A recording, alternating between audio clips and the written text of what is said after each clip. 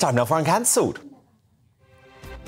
And this is where Britain's top commentators speak out on controversial issues without the fear of the cancel culture sweeping the rest of the media. And the woke mind virus infecting the MSM sadly plagued their coverage of the King's coronation over the weekend as the metropolitan London Liberal elite did all they could to rain on the historic royal parade. Now, the British Bashing Corporation, Woke, ITV and Sly News were all guilty of airing divisive anti-UK rhetoric, but I think the worst and wokest moment was when ITV gifted Bridgerton star and Harry and Meghan supporter Joda Ando a platform to make this race-baiting comment without being challenged. Watch.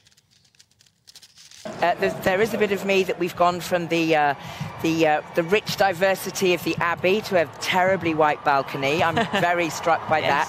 I'm also looking at those younger generations and thinking, what are the nuances that they will inhabit as they grow? Nuances that Charles has exhibited from a teenage into early 20s. Kelvin MacKenzie joins me in the studio. Now, look, Kelvin, that was really shocking to me because it was a blatantly racist comment. You could not reverse it. You could not say it about an African royal family. You could not say about a Thai royal family. And there was not any hint of pushback from the two news presenters there, Julie Etchingham. But critically, I thought Tom Bradby, who's obviously an out-and-out Harry and Meghan Sussex squad member, as was this actress. Mm-hmm. So what was going on? Well, in television, in mainstream television, you cannot be seen to be on the other side of the race issue. Actually, it got worse, because the following day, there's a Radio 4 show with Paddy O'Connell, right, who is an extremely liberal guy. And when she'd come on to apologise, and she said to apologise, he turned around and said, well, you've got nothing to apologise for. Nobody is upset. Well, the whole reason she was on there is because half the nation, anyway, or perhaps even 80% of the nation, were very upset about what was said. It was the only stain on what turned out to be a glorious day. Look, she's entitled to her view. The other thing is, the producers would have known that something like that was going to be said, because, as you know from your producers, right, you get briefing notes, so they know what is going to be the view. So this wasn't a surprise. These people like Etchingham and Bradbury's an absolute shocker, by the way, an absolute shocker. I hates journalism generally, although he likes it from his nicely controlled ITV News position.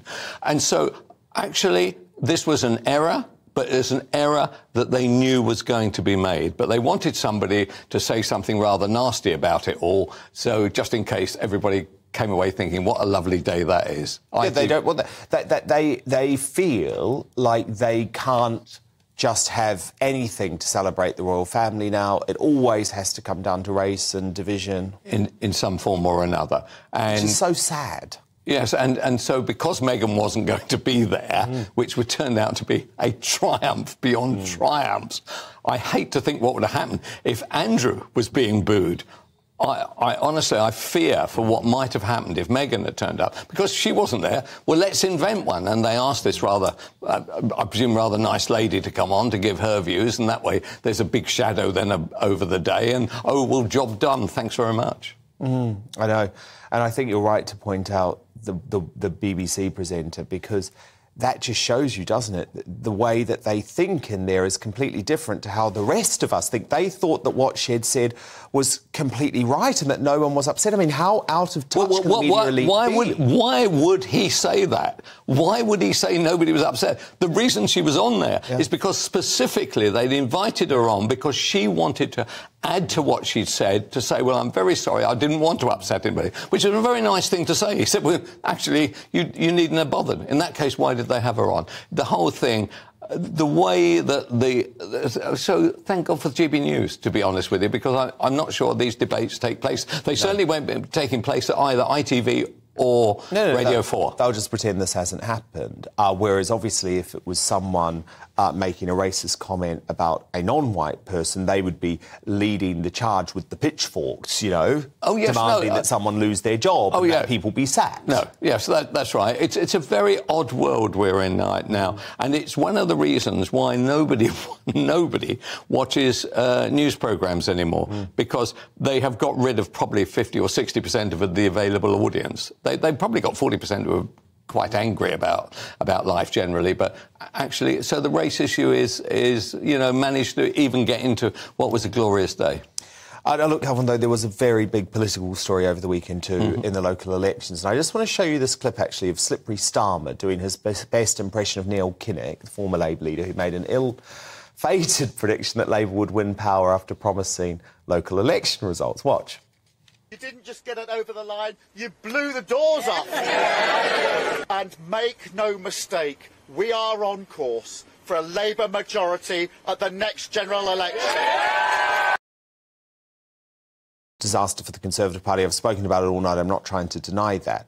But Starmer was being incredibly intellectually dishonest there, because the results did not show that Labour was on course for an election majority. It actually shows that they're on course to be the biggest party, but will have to rely on the Lib Dems, the SNP, the Corbynites, maybe even the Greens to form a government, which means as a country we could be facing chaos. Oh, no, this is... I know I'm probably the only person to say this.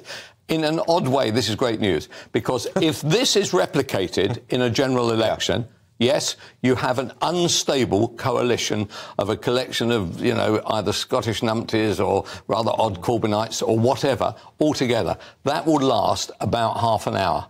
And so if the Tories could get their act together, do reasonably in that election, and actually, I know we disagree on this, probably stay with Rishi, right, for another fight a year, 18 months later, I think they would probably triumph. Because a coalition like that would collapse. It would collapse, they'd be at war with each other, everybody would hate each other, issues, Ukraine doesn't go away, the cost of funding COVID doesn't go away, inflation, yes, goes away, but doesn't disappear entirely. They all become Labour problems and not Conservative problems. Along comes a Rishi, or in your case, along comes a Boris, and hello, here we go. They're in charge again. We are in fascinating and quite disturbing political times.